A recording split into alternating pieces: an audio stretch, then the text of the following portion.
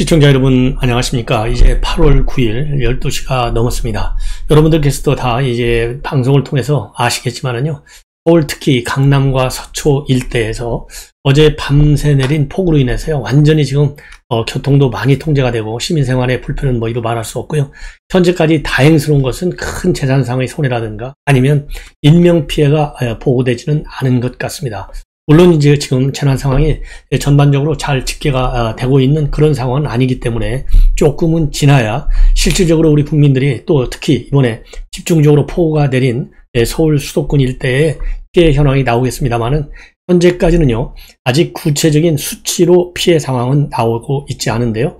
여러분들 뭐 신문이라든가 TV 보도를 보면 예를 들어서 어제 강남역 이 사거리 일대 도로가 크게 침수돼 가지고요, 차량, 버스 뭐 이런 것이 완전히 뒤엉켜져 있고, 그래서 이제 출퇴근도 못하는 그런 상황도 벌어졌고요. 또 경부 고속도로 일부 서초에서 양재, 그 다음에 올림픽대로의 여의 하류, 여의도 상류 양 방향, 그 다음에 강변 북로의 마포대교하고 한강대교, 그리고 내부순환로의 램프 성수 방향, 월곡 진입하는데 이런 데가 지금 현재까지 통제 상태에 있다, 이런 보도가 나오고 있어요. 그러다 보니까요, 어젯밤에 윤석열 대통령께서, 저도 어젯밤 1시경에 심야 방송할 때 말씀을 드렸는데, 자택에서 심야에 각별히 특별한 지시를 내렸어요. 이 만전을 켜라, 이런 지시를 내렸고요. 그래서 어젯밤에 윤석열 대통령도요, 직접 현장도 좀 점검을 하고 이러려고 그랬었는데, 도저히 지금 자택이 침수 아크로비스타지 않았습니까? 그 주변 일대가 말이죠, 어제 시간당 100mm가 넘게 폭우가 쏟아졌다고 그래요. 그래서 도저히 빠져나올 수가 없고, 또 이 근린시설의 이 지하상가 통로로 사람들이 휩쓸려 갔다는 신고가 있어가지고 소방당국이 수색 작업도 벌이고 난리가 나는 바람에 윤석열 대통령이 자가를 벗어나서 현장 점검은 할 수가 없었고요.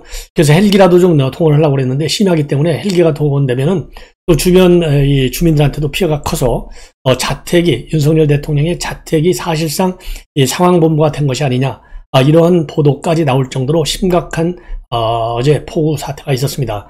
그래서 아크로비스타의 지하 주차장에도요, 물이 잠겨서 자동차가 또 침수됐다는 그런 피해 제보도 있었다고 합니다. 그래서 윤석열 대통령이 말이죠, 이 자택에서 새벽까지 전화를 붙들고 보고도 받고 또 지시도 하고, 그래서 지금 현재 상황을 관리하고 있어요.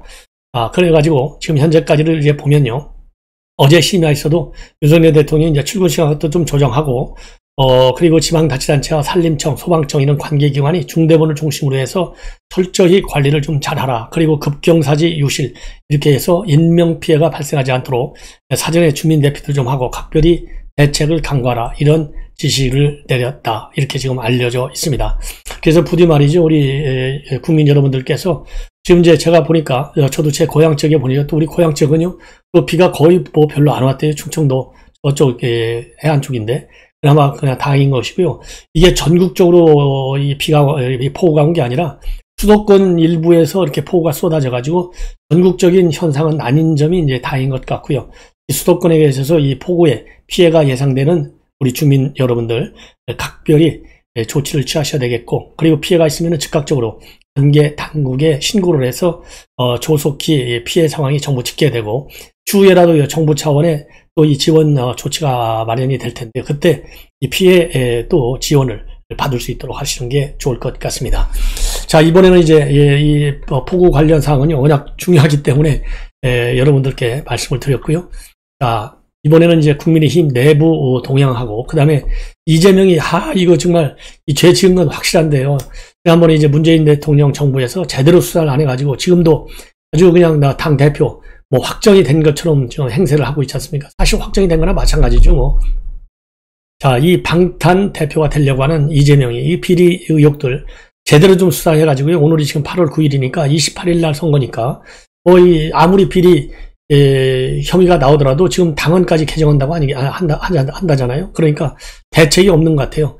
또 기다리는 길밖에. 그래서 정식으로 법원의 구속영장이 떨어져가지고 그야말로 법의 집행을 받을 때까지 기다릴 수밖에 없고, 그때까지 나오는 비리와 관련돼서, 비리 의혹과 관련돼서는 여러분들께 자세하게 제가 보도를 해드리도록 하겠습니다. 먼저 우리 국민의힘 내부 상황이 심상치 않아요. 자, 지금까지 버티고 있는 김용태. 지금 최고위원 중에서요, 사표를 내지 않은 사람은 김용태 딱 한 사람인데, 오늘 또 방송에 나왔어요. KBS에 나와가지고, 나는 사퇴는 안 한다. 라고 다시 한번 못을 박았습니다. 대신에요, 본인도, 그러니까 국바세도 이 가처분 신청을 하겠다고 그랬지만, 본인도 하겠다고 그랬거든요.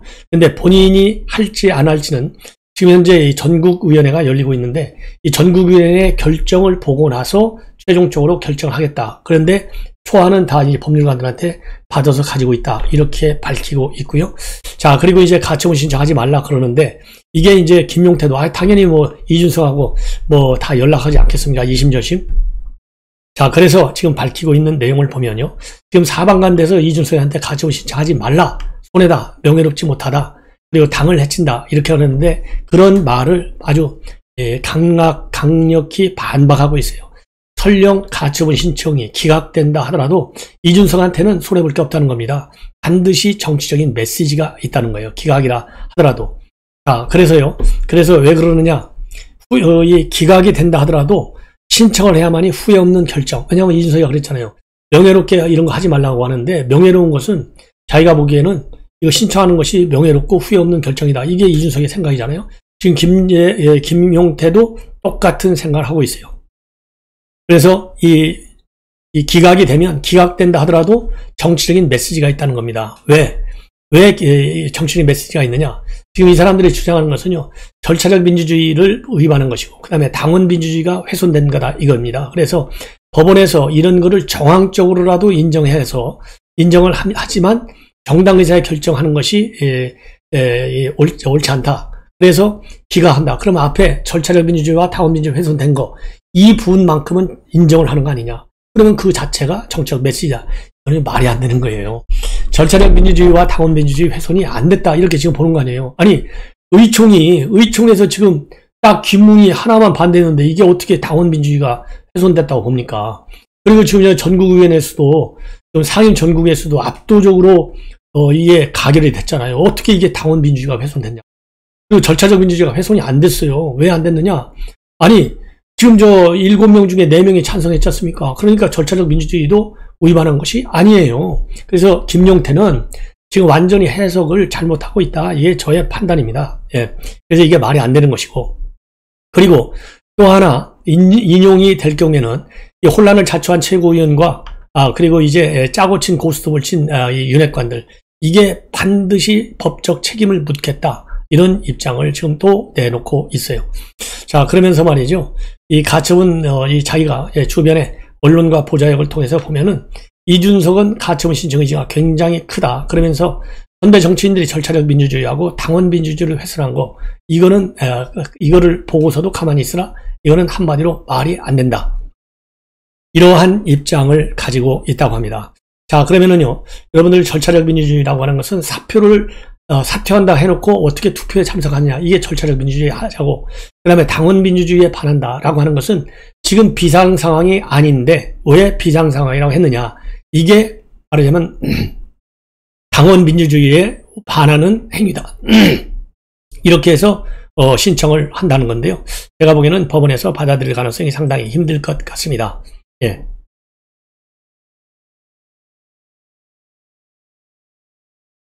죄송합니다. 자, 그리고요, 이제 김재섭이가 또 뭐라고 했는지, 김재섭은 지금 현재 도봉갑 당협위원장을 하고 있어요.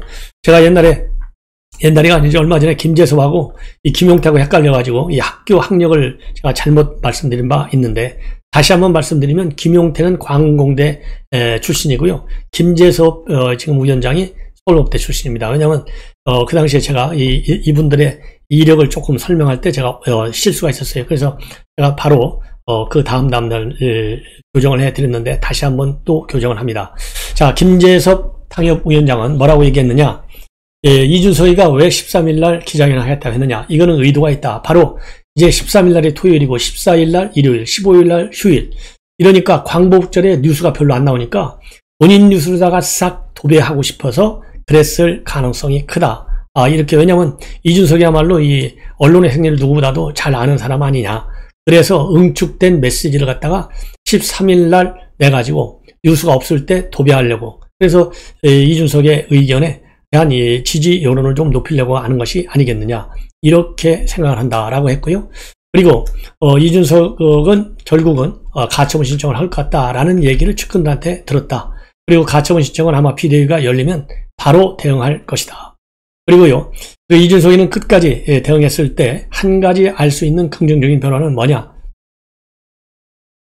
뭐냐면요, 가처분 신청이 인용되는지와 상관없이 차기 전당대회에서 윤핵관이 등장하기가 어려운 상황을 만든다는 겁니다.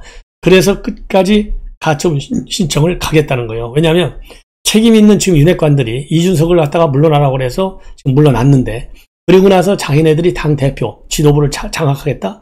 이거면은 국민의힘이 돌이킬 수 없는 더 혼란에 빠질 수밖에 없는 것이고, 만약에 윤핵관들이 다시 무대 위로 올라오면 국민의 버림을 받을 거다. 그래서 이준석이가 끝까지 대응을 하는 것은 윤핵관들이 전면으로 못 나오게 만드는 마지막 보석이다, 이런 해석을 내놓고 있는데요. 자, 어떻게 됐든지 간에 그러면서 이준석이가 장애질을 하면서 되게 역설적이지만은 모든 윤핵관들을 전부 다 링 위에 올려놨다. 이제는 다 링 위에서 뛰기 때문에 국민과 언론의 감시망 안으로 들어오게 된 것이고, 이 과거처럼 암묵적으로 연대를 맺고 자기들만의 리그를 만들고자 하는 일은 이제는 불가능해 됐다. 이것이 이준석이가 노리는 하나의 큰 포석 중에 하나인데, 이거는 이미 이루어지고 있다. 이것도 상당히 재밌는 해석인 것 같습니다. 그러나 이런 거를 노리기 전에 본인의 죄가에 대한, 국민에 대한, 그리고 당원에 대한 이 사과, 유감, 표명이 훨씬 더 중요하다. 그것이 전제되고 나서 윤핵관들의 무대 위 등장을 막거나 말거나, 그건 뭐 지 계산이죠. 자기 전략대로 하는 거니까. 그런데 가장 큰 상태가 지금 국민의힘의 지지 기반과 이 무대를 갖다가 완전히 지금 무너뜨린 게 이준석이잖아요. 그러면 무대를 재건하는데 힘을 써야죠. 무대를 재건하면서 윤핵관이 뭐 못 나오게 하든가 나오게 하든가 해야 될 거 아니에요. 근데 무대를 갖다가 완전히 무너뜨려 놓고 무대를 재건시키려고 하는 당원과 그리고 우리 국민들, 이거를 갖다가 방해하려고 하는 이준석의 작전, 이거를 누가 지지하겠습니까? 그래서 이거를 갖다가 제가 이제 김재섭 당협위원장 생각하고 좀 다른 게, 이게 바로 소탐 대시라는 거예요. 소탐 대시. 나라를 말아먹는 거예요. 윤석열 정부가 돌아올 수 없는 다리를 건너게끔 그야말로 지지율을 이제 20% 아래로 빠뜨리려고 하는 이준석의 잘못된 작전이 우리 국민들에게 피로도를 높여주고 우리 당원들을 열받게 하는 거예요. 그래서 지금이라도 하루라도 빨리, 더군다나 지금 이제 민심이 얼마나 흉흉해지겠어요. 이번에 이러한 이 폭우로 인해서 피해가 만약 커진다면, 그래서 빨리 정상으로 돌아와라. 이것이 저의 다시 한 번의 말씀입니다.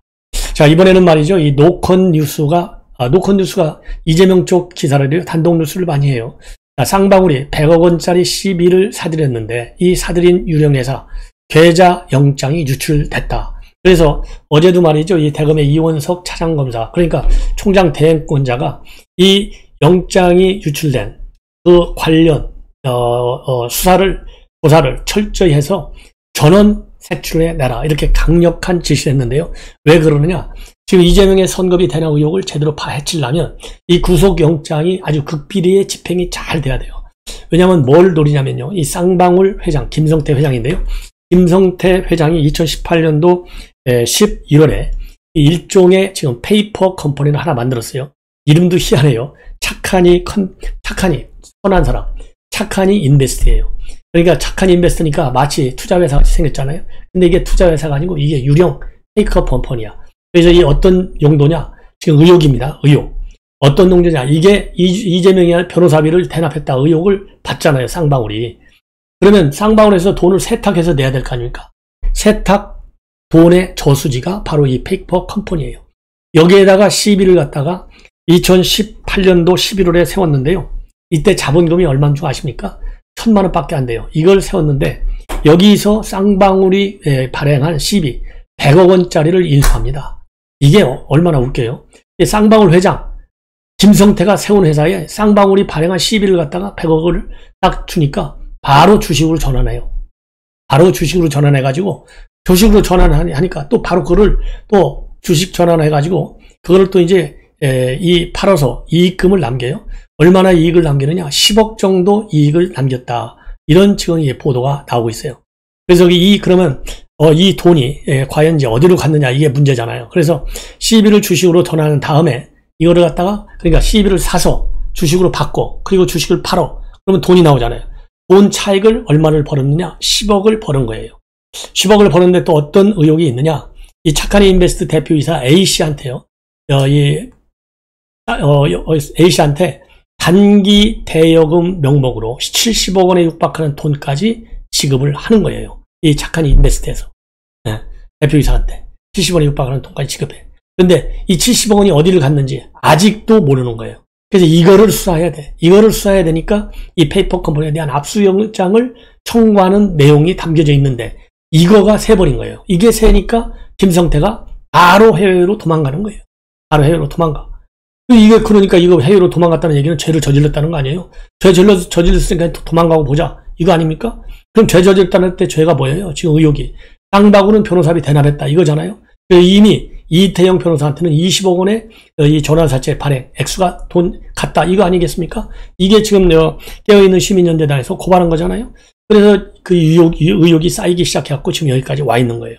자, 이러기 때문에 이 쌍방울이 발행한 CB, 여기 100억 원짜리가 결국은 변호사비 대납 의혹에 몸통 뭉칫돈이 된 거 아니냐. 이런 의혹이 지금 나오는 거예요.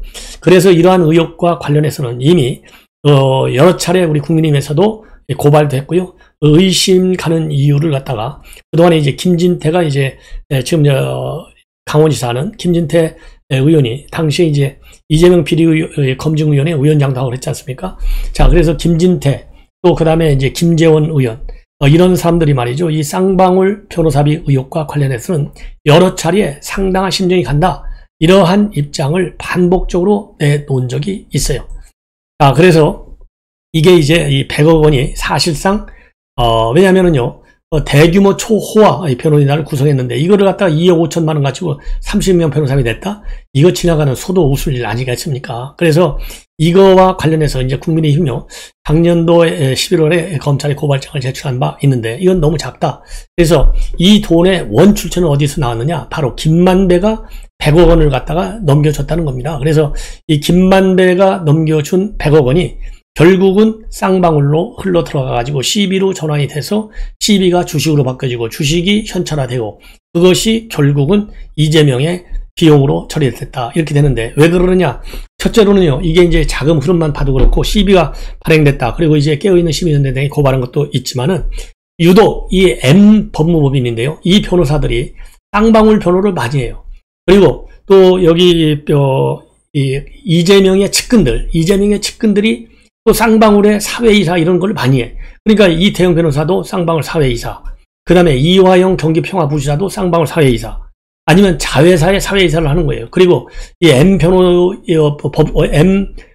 이태영 변호사 소속한 법무법인 M 안에 있는 변호사들이 또 이 쌍방울 관련 회사 또는 자회사에 또 사회이사로 많이 올라가 있어요. 자, 이것만 보더라도 쌍방울하고 이 이 법무법인하고는 뭔가 특수관계에 있는 것이 아니겠느냐. 이게 합리적인 의혹이 되지 않겠습니까? 그게 하나 있고, 그 다음에 아까 말씀드린 대로 CB라고 하는 또 물증이 하나 있고요. 서너 가지 사회이사, 많이 이재명 측근들이 사회이사에 집중적으로 쌍방울 관련 거기에 들어가 있다는 점. 그렇죠? 그리고 이제 CB를 또 발행했다라고 하는 점. 그리고 말이죠. 또 하나 더 중요한 것은 이재명이 경선 때 말이죠. 쌍방울 김성태 회장을 비롯한 임원들이 말이죠. 임원들이 1000만 원의 후원금을 내는 거예요. 일제히. 이거 후원금을 1000만 원을 낸다? 그 하필이면 또 쌍방울 고위 임원들이 이것도 한두 명도 아니고 여러 명이. 이것도 수상하잖아요. 그래서 사회이사와 후원금의 대량 후원금 지급한 거, 그 다음에 CB를 발행한 이 세 가지만 보더라도 쌍방울이 이재명의 변호사비 대납을 했고 쌍방울과 이재명과는 특수한 관계에 있다. 이것이 우리가 단정할 수 있는, 추론할 수 있는 결정적 단서들이 되지 않겠느냐. 아니, 저같이 법을 모르는 사람도 기사를 분석해 보니까요, 이렇게 결론이 나오는 거예요. 그렇잖아요. 그래서 앞으로 여러분들께서요, 지금 뭐 회사 이름도 엄청 많이 나오기 때문에 제가 거두절미하고, 제가 지금 말씀드린 대로 이화영, 이태영, 그 다음에 이 법무법인 전부 쌍방울에 연결되어 있다고 하는 점, 그리고 김만배가 이 종잣돈 100억 원을 댔다고 하는 점. 왜냐면 김만배 돈 100억이요.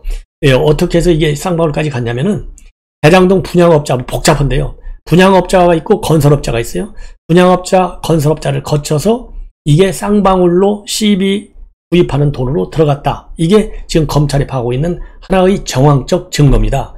이거를 갖다가 이제 영장을 통해서 이 착한 인베스트먼트를 압수수색을 해서 검찰이 파악하고 있는 이 정황 증거를 실질적인 하드 에비던스를 찾으려고 하는데 이게 영장 사전에 유출이 되는 바람에 지금 차질이 있는 거예요. 그래서 검찰에서 지금 비상이 걸렸다.